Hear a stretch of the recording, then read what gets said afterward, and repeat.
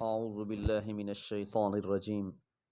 بسم الله الرحمن الرحيم.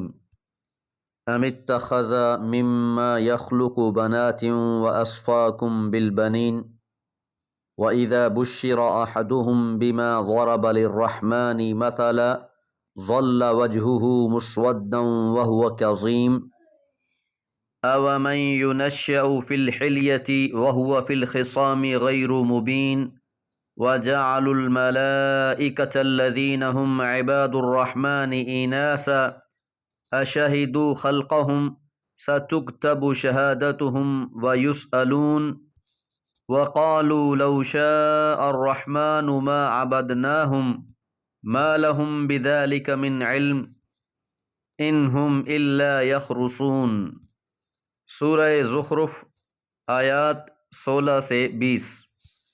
آیت نمبر 15 میں یہ بات جانی وَجَعَلُوا لَهُ مِنْ عِبَادِهِ جُزْءًا، اور انہوں نے اللہ کے لیے جز بنا لیے، حصے اور شریک بنا لیے۔ إِنَّ الْإِنسَانَ لَكَفُورٌ مُبِينٌ، انسان واضح طور پر ناشکرا ہے۔ اب اگلی آیات میں مشرکین مکہ کے ایک اور عقیدے کا رد کیا جا رہا ہے۔ یا یہ اسلوب استنکار اور استعجاب ہے، کسی بات کا تذکرہ اس کے انکار کے لیے کیا جا رہا ہو۔ ام اتخذ مما یخلق بنات، یا جو اللہ نے تخلیق کیا ہے ان میں سے بیٹیاں لے لی ہیں، وَأَصْفَاكُمْ بِالْبَنِينَ، اور تم کو بیٹوں سے نواز دیا ہے۔ مشرکین مکہ ملائکہ کے بارے میں، فرشتوں کے بارے میں یہ عقیدہ رکھتے تھے کہ یہ اللہ کی بیٹیاں ہیں، اور پھر ان کی پرستش بھی کرتے، ان کی عبادت کرتے، ان کی رضا کی کوشش کرتے۔ تو اب ان سے یہ سوال کیا جا رہا ہے کہ کیا اللہ تعالیٰ نے اپنی مخلوقات میں سے اپنے لیے بیٹیوں کو چن لیا ہے، پسند کر لیا ہے، اور تمہیں بیٹوں سے نواز دیا ہے؟ حالانکہ ان کی اپنی حالت کیا ہے؟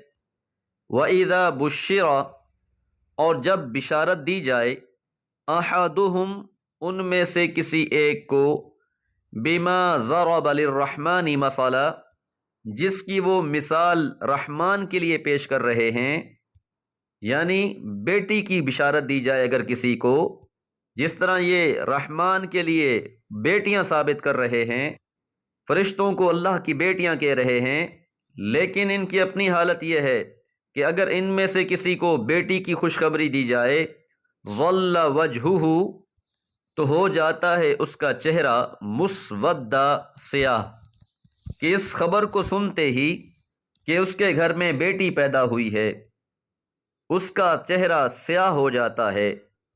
وَهُوَ كَظِيمٌ، اور وہ گھٹا گھٹا رہنے لگتا ہے، غصے کو دبانے کی کوشش کرتا ہے کہ اگر انہیں بیٹی سے نواز دیا جائے تو ان کے ہاں اتنی ناپسندیدہ چیز ہے کہ چہرے سیاہ ہو جاتے ہیں، غم سے یہ بھر جاتے ہیں۔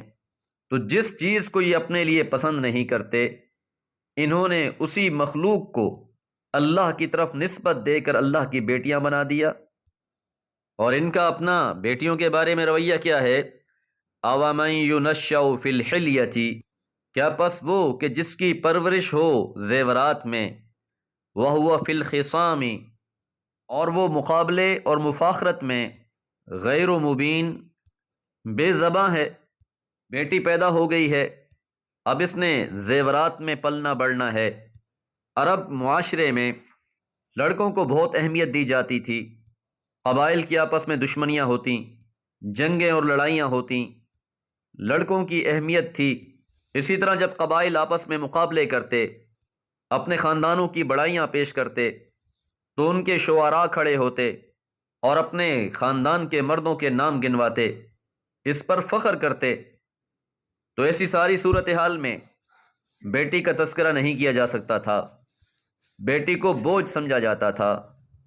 تو جس بیٹی کو یہ خود اپنے لیے اتنا بوجھ سمجھتے تھے، اللہ کی مخلوق میں سے فرشتوں کو اپنی طرف سے ہی بیٹیاں قرار دے کر اللہ کے ساتھ جوڑ دیا۔ وَجَعَلُوا الْمَلَائِكَةَ، اور انہوں نے بنا لیا فرشتوں کو، الذین، وہ فرشتے جو، ہم عباد الرحمن، وہ تو رحمان کے بندے ہیں، اللہ کے حکم کے پابند ہیں، ان عباد الرحمن کو اناسا بیٹیاں، کہ اللہ کے فرشتوں کو انہوں نے بیٹیوں کا درجہ دے دیا۔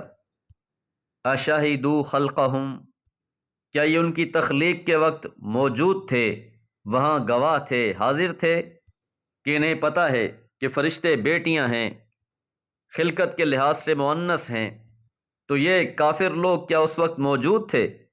ستکتب، لکھی جائے گی، شہادتہم، ان کی گواہی، ویسألون، اور ان سے پوچھا بھی جائے گا، کہ یہ جو فرشتوں کے بارے میں یہ عقیدہ بنائے بیٹھے ہیں کہ اللہ کی بیٹیاں ہیں، ان کا یہ عقیدہ، ان کی یہ گواہی لکھی جائے گی، اور روز قیامت ان سے اس کے بارے میں باز پرس کی جائے گی۔ وقالو، اور کہتے ہیں، لو شاء الرحمن، اگر رحمان چاہتے، ما عبدناہم، ہم ان کی عبادت نہ کرتے۔ مشرکین مکہ بہت سی چیزوں کی عبادت کرتے تھے، ایک طرف اللہ کو مانتے تھے، دوسری طرف انبیاء اور اولیاء کے مجسمے بھی بنا رکھے تھے، خیالی مورتیاں بھی بنا رکھی تھیں، حجر و شجر کو بھی پوج لیتے تھے، پتھر اور ستو کے اصنام بنا کر ان کی بھی پرستش کر لیتے، جنوں کی بھی عبادت کر لیتے، فرشتوں کو بھی اللہ کی بیٹیاں سمجھ کر ان کی بندگی کرتے، اور اپنی اس عبادت کا جواز کیا بنایا ہوا تھا کہ اگر رحمان چاہے تو ہم ان کی عبادت نہ کرتے۔ تو وہ اپنے سارے سیاہ کرتوتوں کو رحمان کی طرف منسوب کر رہے تھے کہ اللہ کی طرف سے اجازت ہے، اللہ ہمیں منع نہیں کر رہا، وہ صاحب اختیار اور قوت ہے، چاہے تو ہمیں روک دے، تو وہ نہیں روک رہا ہمیں، ان کی عبادت اور بندگی کر کے بھی ہم خیر پا رہے ہیں، تو اس کا مطلب رحمان کی اس پر رضا ہے۔ یہ بعین ہی وہی صورتحال ہے کہ جیسے کچھ بے نمازی لوگوں کو اگر نماز کی دعوت دی جائے، وہ جواب میں کہتے ہیں کہ اگر اللہ تعالیٰ چاہتے ہوتے تو ہم بھی نماز پڑھتے ہوتے، ہم کون ہوتے ہیں اللہ کی چاہت کو روکنے والے، اب اللہ کی چاہت نہیں ہے تو ہم کیسے پڑھ سکتے ہیں؟ تو اس شیطانی خیال اور وسوسے کو آڑ بنا کر انسان بری ذمہ نہیں ہو سکتا۔ اللہ الرحمن نے انسان کی ہدایت کے لیے انبیاء کو مبعوث کیا ہے، اپنی کتابیں نازل فرمائی ہیں، اور قرآن مجید جیسی عظیم کتاب ہم میں موجود ہے، اس میں ہدایت کی راہ بیان کر دی گئی ہے، گمراہی کی راہیں بھی واضح کر دی گئی ہیں۔ رسول کے مبعوث ہو جانے، کتاب کے نازل ہو جانے کے بعد حجت تمام ہو جاتی ہے۔ لہذا یاد رہے، اس طرح کے شیاطینی خیال کوئی نئے نہیں ہیں، بلکہ پیغمبر علیہ الصلاۃ والسلام کے زمانے میں بھی انہوں نے یہ بات کہی تھی، اور ان کے اس قول کو قرآن کا حصہ بنا دیا گیا ہے۔ وَقَالُوا لَوْ شَاءَ الرَّحْمَنُ مَا عَبَدْنَاهُمْ، اور کہتے ہیں کہ اگر رحمان چاہتا ہم ان کی عبادت نہ کرتے۔